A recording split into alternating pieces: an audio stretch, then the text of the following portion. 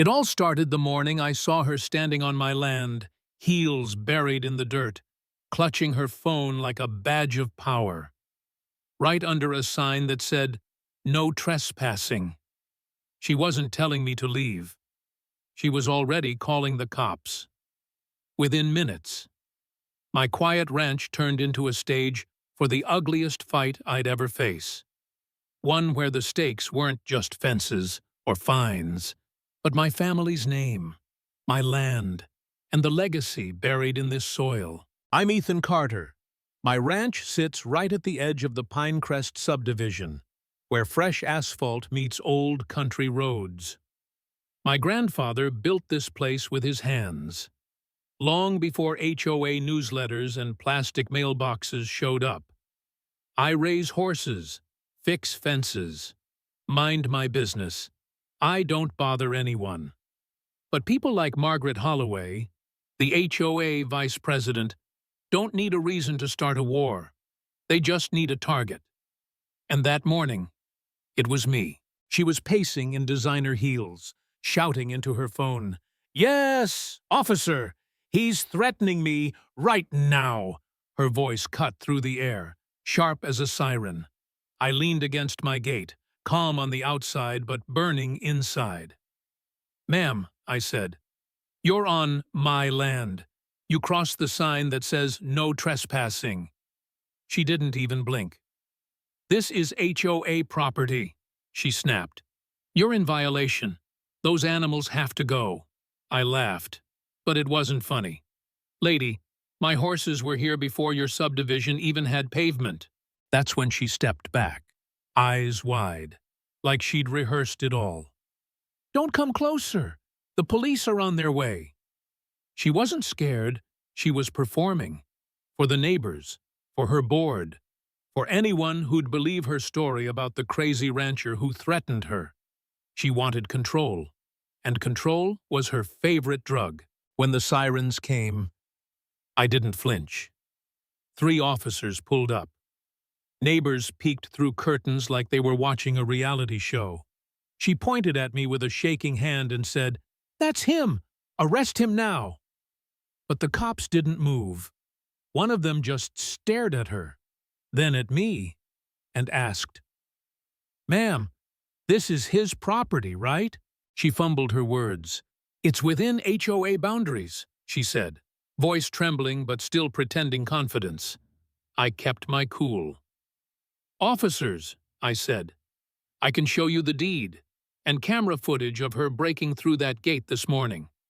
That shut everyone up. The silence was thick. When they watched the video, her face dropped. The lead officer said flatly, "Ma'am, you're trespassing. You need to leave." You'd think that would have been the end. But people like her don't stop when they lose. They just change tactics. A few days later, the letters started. One said my barn was too visible from the street. Another fined me because my mailbox was 2 inches too tall. My fence was unapproved material. My horses were unlicensed livestock. Every envelope reeked of revenge. At first, I tried to ignore it, but it wore me down. The fines stacked up. The whispers spread. Some neighbors started avoiding me. Others told me quietly, "Just pay, Ethan. It's not worth the fight." Nights got longer. I'd sit on the porch, listening to cicadas, staring at the barn lights, and I'd ask myself, what if they're right? What if I just give up, sell the place, move on? For the first time, I doubted myself. Maybe I'd been too stubborn. Maybe it wasn't worth all this. Then one night, there was a knock on my door. It was Frank, one of the HOA board members. He looked nervous, kept glancing over his shoulder. "Ethan," he whispered, "she's planning something bigger. A motion to annex your ranch into HOA territory. She wants to redraw the maps, claim it all as part of Pinecrest." My stomach turned cold. Annex my ranch? The land my family worked for 3 generations? She wasn't just trying to find me anymore. She wanted to Erase me. That was the moment everything flipped. I stopped being the guy defending his land. I became the guy ready to fight back, with proof, not anger. The next HOA meeting was in their shiny little clubhouse. She sat at the head of the table, gavel in hand, that smug smile glued to her face.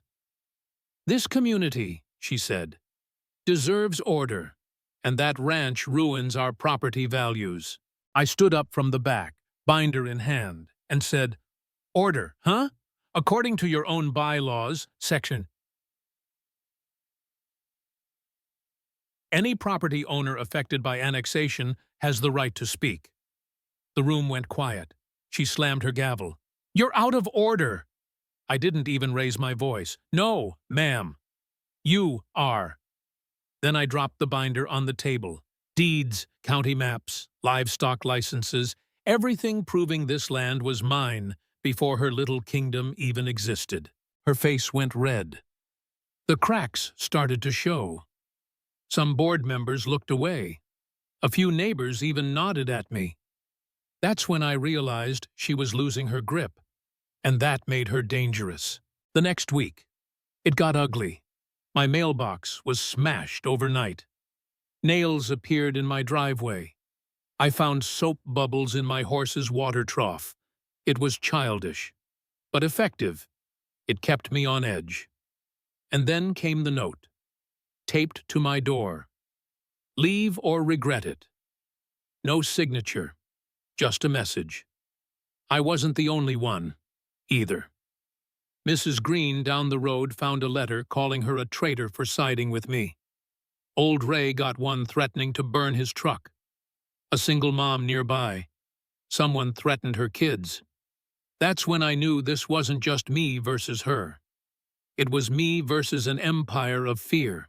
So I called a meeting, not in their clubhouse, but in my barn, my land, one by one.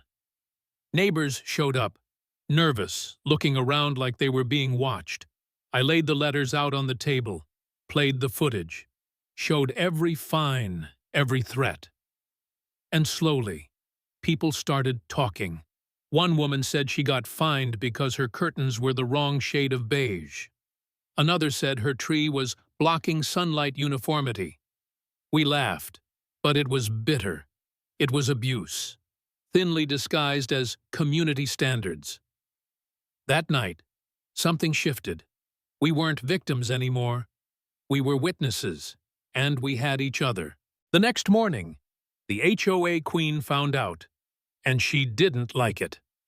A few days later, I opened my door to two men in suits, lawyers. She was suing me for defamation and harassment. I should have been scared. Instead, I smiled, because this time, she'd dragged the fight into a place where truth actually mattered. When court day came, the courthouse was packed. Neighbors filled the benches. I walked in with my binder, boots echoing on the floor, across the aisle. She sat like a statue, perfect hair, tight smile, lawyers flanking her. She looked at me like I was dirt on her shoe. Her lawyer went first, spewing words like bullets, defamation, harassment, damage to reputation. They painted her as a saint, me as a liar. I waited, quiet, letting them talk themselves dry. Then the judge turned to me. "Mr. Carter, your response?" I stood, opened my binder, and said, "Your Honor, I'm not here to fight. I'm here to show you what really happened." I clicked on the projector. Up on the screen, video footage. Her walking across my fence line. Her yanking the no trespassing sign. Her shouting into her phone, pretending to be the victim. The room went silent. I turned to the judge. "This is the woman suing me for harassment, but she's the one trespassing on my land." Her lawyers shifted uncomfortably. The judge leaned forward. "Do you have more?" I smiled. "Plenty." I showed the letters, the fake violations, the neighbors' testimonies each one crazier than the last. Fines for mailboxes, for flowers, for lawn height, even for children's chalk drawings. People laughed in disbelief, but I wasn't laughing. For years. This woman had turned a neighborhood into a prison. Then it was her turn, and she snapped. "They're all lying!" she screamed, jumping up before her lawyer could stop her. "They're lazy, dirty. I'm the only one keeping this place from falling apart," her voice cracked. The judge banged his gavel, but she wouldn't stop. She pointed at me, spit flying. "He's dangerous. I should have burned that damn ranch when I had the chance." The room froze. Every head turned. Even her lawyers looked like they'd swallowed glass. The judge's face went pale. "Excuse me, what did you just say?" She stammered, tried to walk it back, but it was too late. Everyone heard it. The queen had finally torn off her crown with her own hands. The trial ended faster than I expected. The judge said he'd issue the written ruling later, but everyone already knew how it would go. A week later, I was back in court for the decision. The judge adjusted his glasses and said, "The claims against Mr. Carter are dismissed. Furthermore, evidence shows misconduct and harassment by the plaintiff. This court recommends investigation by county prosecutors." The room erupted. Neighbors clapped. Some even cried. But I didn't smile. I just looked across the aisle at her. She sat there frozen, pale, shaking, her empire crumbling in her hands. No more crown, no more control, no more power, just silence. The kind that hits harder than any word. When I walked out of that courthouse, the sun hit different.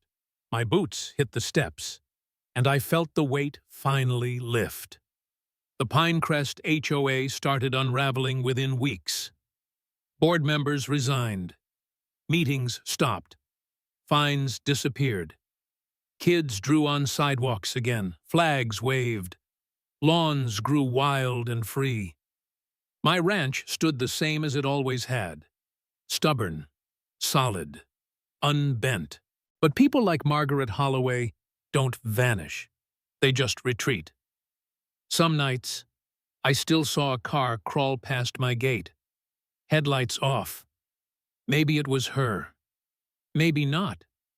I didn't chase. I didn't shout. I just stood there under the porch light, watching her fade into the dark. Because she already lost. And she knew it.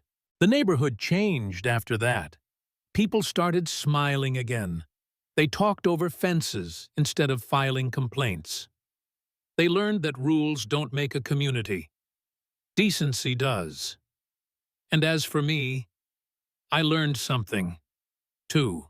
You can't reason with power-hungry people who think control is the same as respect.